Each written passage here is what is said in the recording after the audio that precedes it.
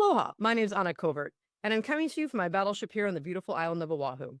This week on the Covert Code, the topic is the business of greenery, and I'm here with Lawrence Hanley, CEO and founder of Desk Plants.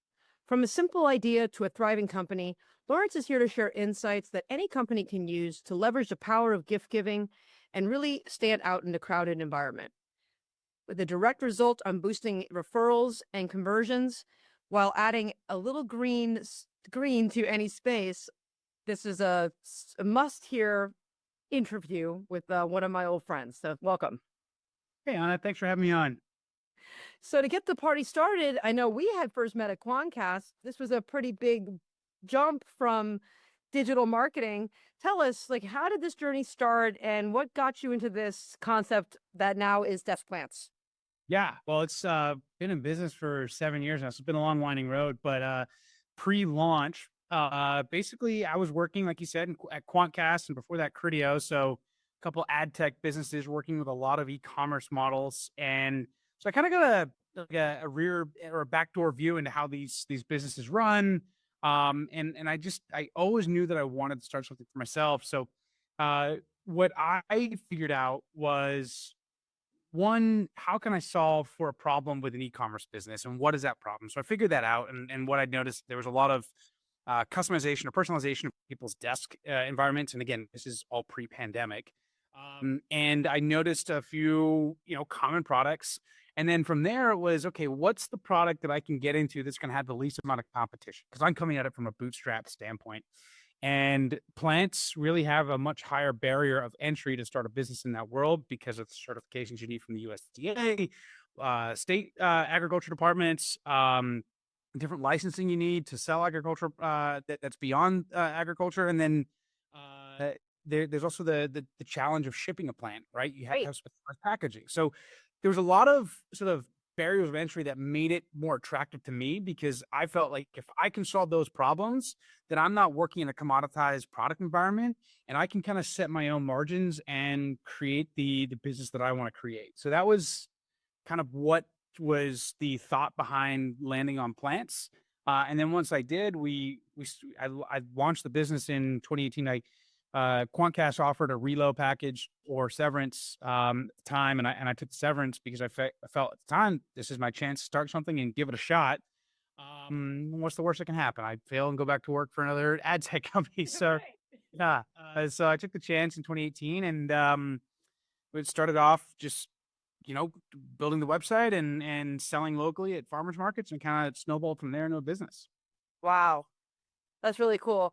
So I think one of the most exciting things that I got to see was this customization for a company that they can really make this their own. Tell me about what kind of companies are using this right now, and what are some of the innovative ways you've seen companies use this as a gift giving strategy?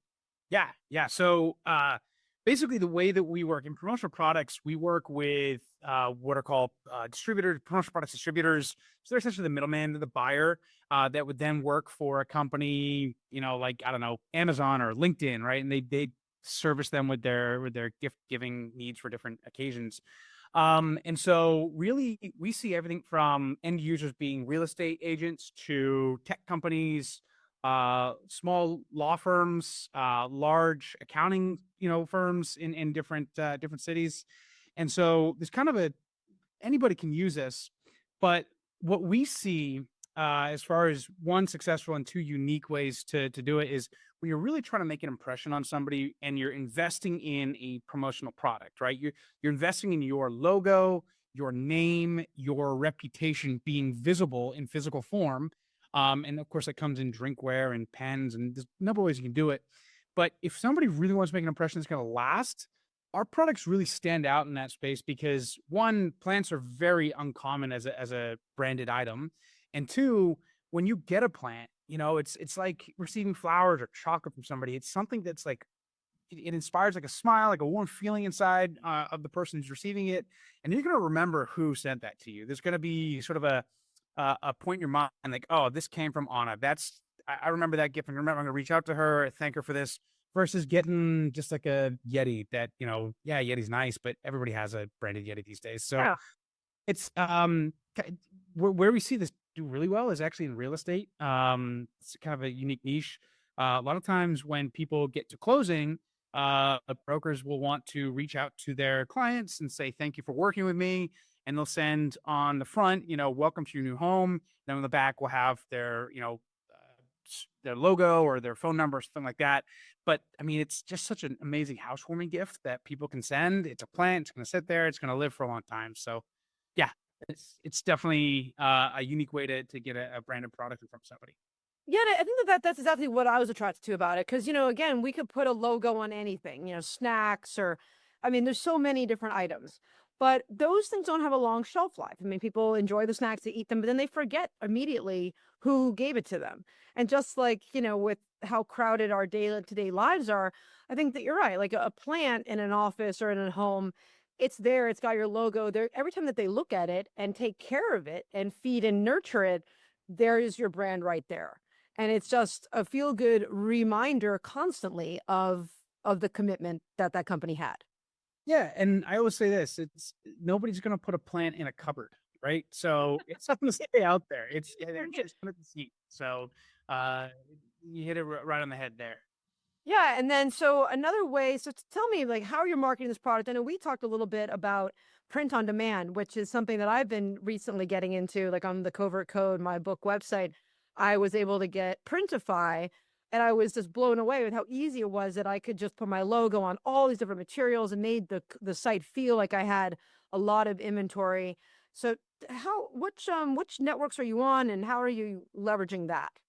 Yeah, so beyond our sort of, our partner buyers, we're on Sendoso, Thanks, that's THNKS, Postal. We're on a number of those, Reach Desk, another one, platforms where people can go and either set up their own internal company store through them, or they can buy a one-off. And it's really great because those platforms are able to send us the order data through our Shopify API. And with that order, we get the variable data for the logo that's got to go on the pot. We get the variable data for a card that might need to be included, and then of course we get the order data, so the recipient's shipping information. We then go ahead and ship it, and as soon as we create that label, it goes right back into the Shopify API, and the recipient gets, or the person that ordered it gets the tracking right away. It's a really seamless, kind of very low friction process, especially with these print on demand platforms that we're on.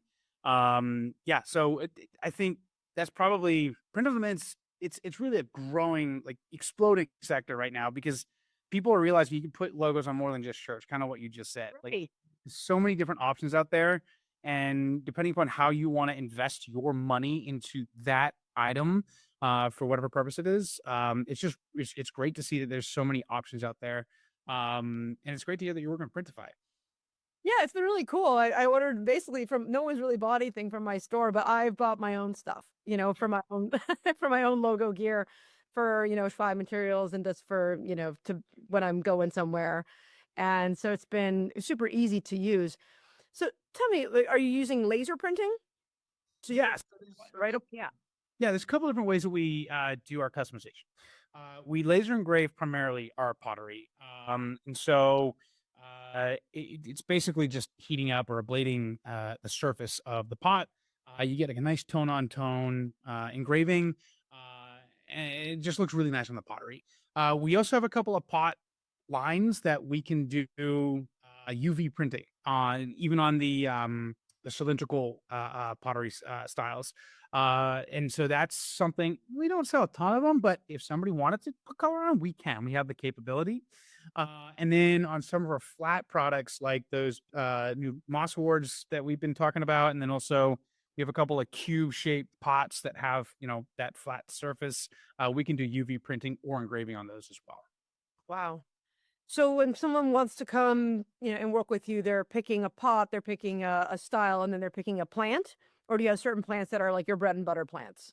Well, look, we've taken we try to take the thought process out of plants because one of the challenges I'd say when we go from consumers to B2B on the promo side, there all of a sudden is an education that's involved because we are a new product. And so one of the things that I realized we can do right away is be really picky on our plant selection. So we've chosen probably, I think it's about 14 to 15 different SKUs of plants that people can choose from. And we don't go out of that because those are plants that are really easy to ship, just the way that they sort of naturally grow. And they're really easy to take care of. And somebody with the worst luck in the world with plants could keep it alive. So we've taken the challenge out of selecting the plants because everything we supply, we guarantee the plant life for up to I think 14 days after arrival, but also you don't have to like do anything to keep them alive. On the pottery side, we have 10 different SKUs on pottery. So the price is all driven by the pot style, and then you choose your plant that doesn't affect the price, and then we figure out what the customization is going to look like. And once we get approval on a proof, then we go to production, and then we can ship out. Wow. So I gonna little segue a little bit, kind of based off of a LinkedIn post that you did the other day that I really thought was very clever. And it was about that size matters, right? And it was very playful. And just for the listeners, what it was, when you can tell us more about it, is that your plants are bigger than all the competition's plants. So, how did you come up with this concept, or, did you order everyone else's plants and you measuring them? How are you making sure that your plants are the tallest and biggest?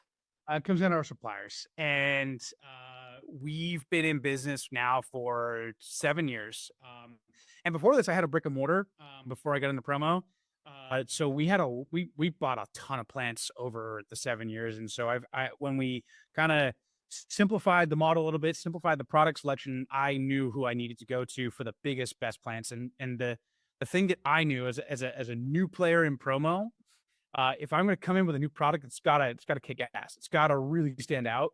It can't just be on the value of a new product line. So, I've worked with this one supplier in Florida for years. They always provide the biggest, most beautiful plants, and at the right price. So for me, it's just a matter of having done this for so long and identifying the suppliers that are going to be, perfect for what we need to deliver to our clients. And so that was a great example, that LinkedIn post, of that being a prime, reason for doing that. When we went head to head with essentially the same pot and same plant type, the larger, more beautiful option that we supplied won out the business. And so I keep going. Look, if you bring a product to market, it's got to be quality. And if you believe in its quality and it's something you'd give to your mom, then it's gonna speak for itself and do what you need it to, which is win the business. Yeah, I mean, and and surprised. Do you have any people doing this for internal team support? Because it makes me think. I did work with American Savings Bank here years ago, and we did a huge HR push for, because they had at the time, this was years ago, they had a high employee turnover ratio. So they got this new head of HR, and she was really really good, and she wanted to do an internal campaign to show employees that they mattered, right? That we cared about them, when we sent little individual post-it cards. And is anyone doing this for internal team members? A ton. So I call them the HubSpot holidays, if you will, kind of like Hallmark holidays. And what I mean by that is you have everything. Employee Appreciation Day is this Friday. This is Employee Appreciation Week. You have Nurses Day in May. You have Administrative Assistance Day. I think that's in April.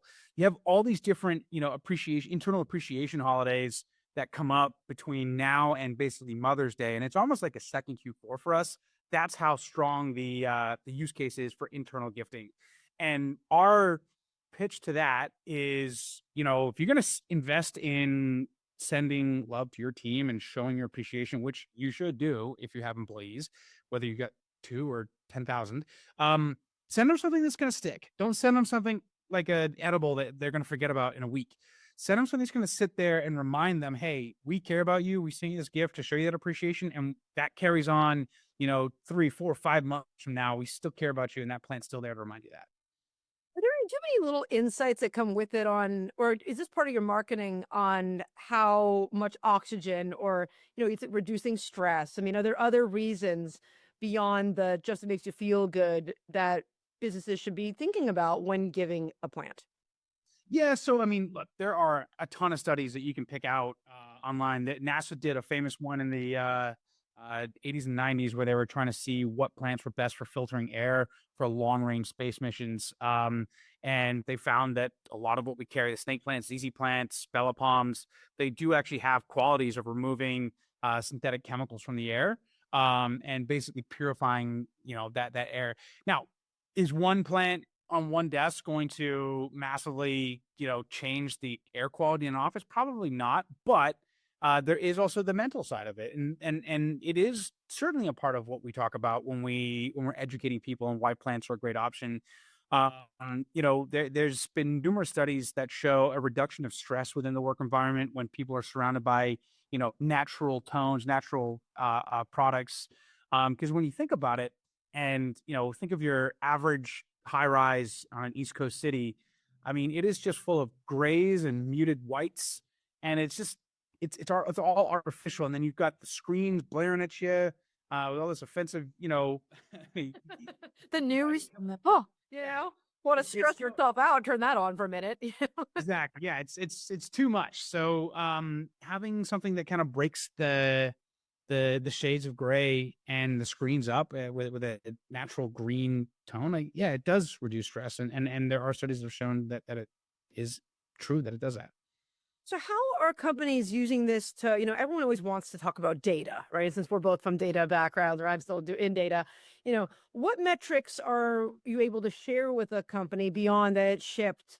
Are there any other feedback loops that's, part of this product, people sharing, or any companies that are using this as a way to create more engagement online with a trackable statistic, like how many shares there were, or is there any kind of plant data that we can talk Yeah. about? So it's all depending upon the use case, right? It's kind of hard to quantify whether someone feels appreciated or not. Maybe you get an HR, that's usually internal. The use cases where we see a lot of feedback on are sort of the outbound initiatives, right? Whether it's new customer prospecting, you're throwing some budget at sending somebody a gift, or it's customer appreciation, trying to either grow an account or get repeat business for somebody. That we do get some feedback on, and we work with one. I can't name names, but we work with one medical. It's like a doctor's office software suite. And through a distributor, we do all their outbounds. They come back to us twice a month with a few hundred units ordered at a time. And what they do is they send us their pamphlets about the information on the software suite, and then we send the plant out directly to that potential buyer. And we've seen what they've said to us is they've got about a 75% meetings booked rate on those that receive that. So it's pretty high.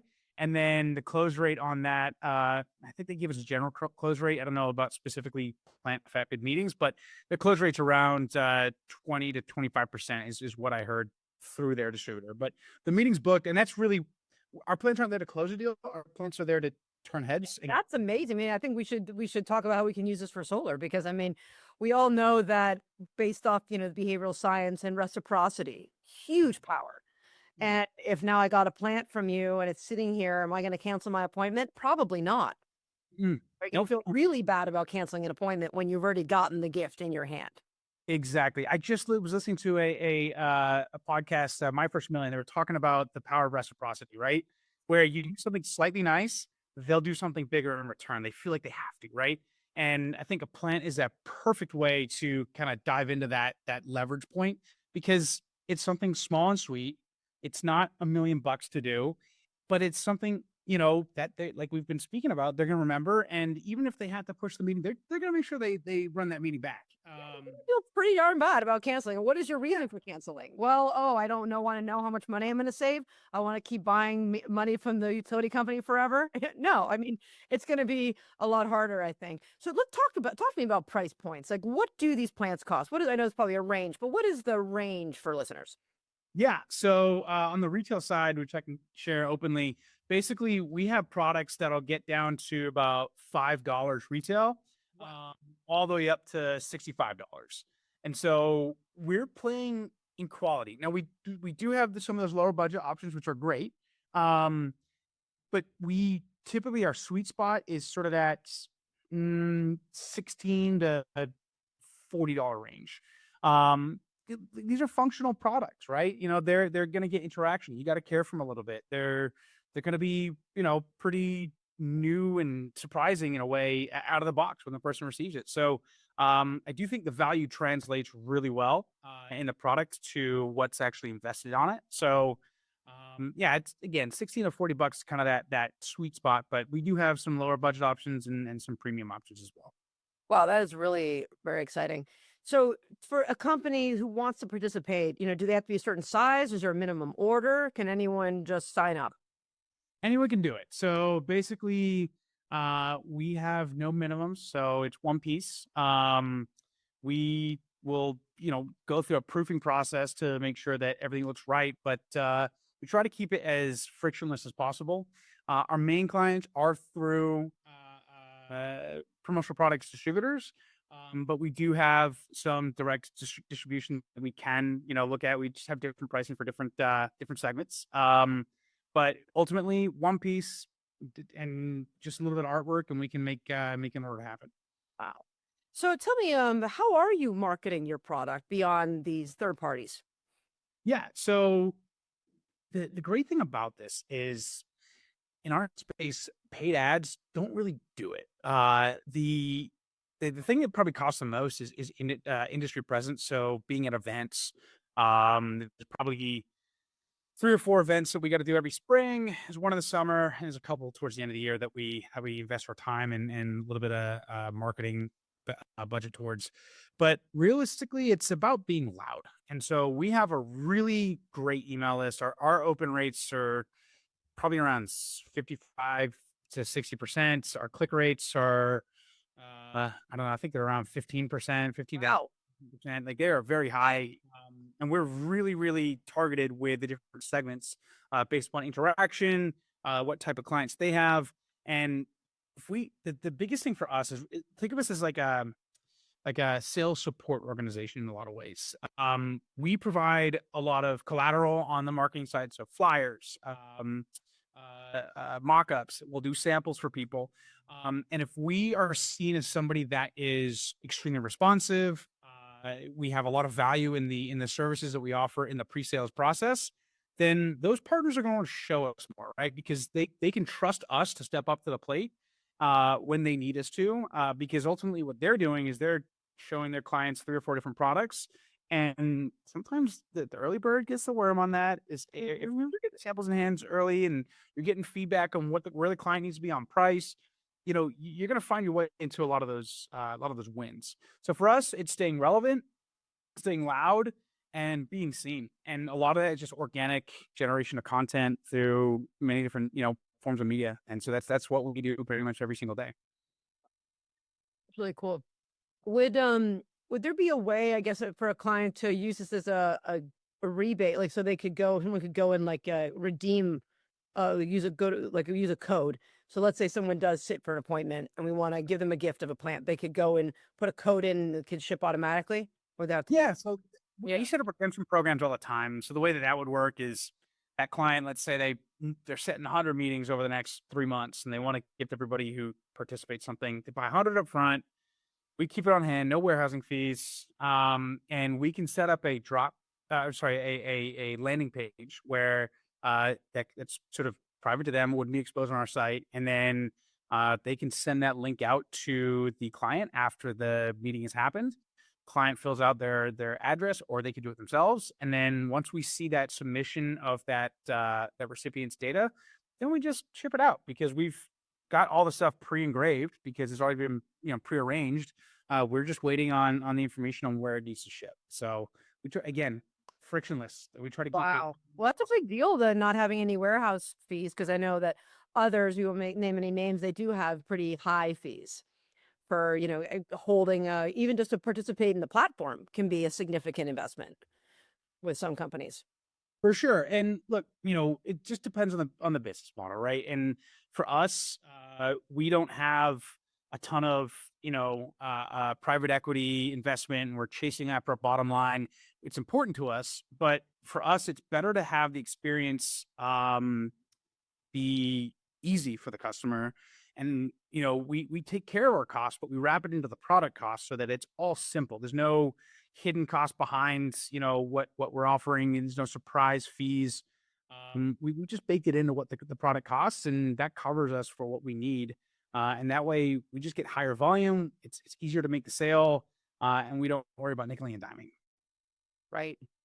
That makes a lot of sense. So tell us, for anyone who's looking to start or grow a business, what's one piece of advice you give them based off your journey? Just well, if you feel like you're product or service does have a market fit and you've at least proven it to yourself, there's nothing stopping you from starting. It doesn't mean quit your job and jump into it on Monday, but if you're really serious about it, don't wait because there's never going to be a perfect time to do it. Just do it and figure it out. And don't be afraid to screw up along the way. The best lessons that I've learned in running my business have been colossal mistakes that I've made along the way. I don't want to again, okay, that's something that you want to learn from once, but it's okay to kind of fall on your face a little bit in the beginning, as long as you have the resilience to kind of pick yourself back up and move along and learn lessons along the way. My advice: just do it and be smart about it, but don't hesitate. Don't wait for that perfect moment. I like that. Yeah, it's the universe telling you to do it. Everyone else is doing it. Why shouldn't you? Right. Exactly. Exactly. So I guess my last question is, what excites you most about the future for desk plants, and where do you see the business headed next?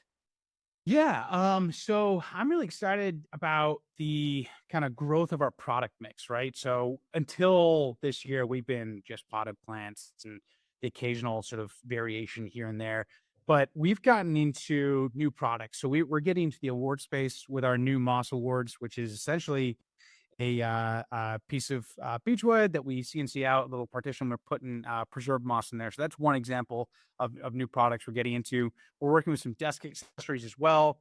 Our mission has kind of evolved and grown. The vision's grown a little bit bigger, and we're trying to create a supply business within the promo space where one can come to us to quote unquote own the desk, meaning all the products we bring to market are going to have some sort of functionality associated with them, and they're going to be excellent desk items, desk accessories, and they're not going to get lost in the clutter, go in a drawer, go in a cupboard, what have you.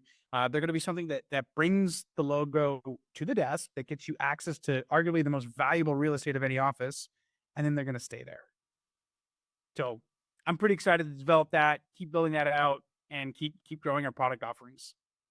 Wow, pun intended, right? Exactly.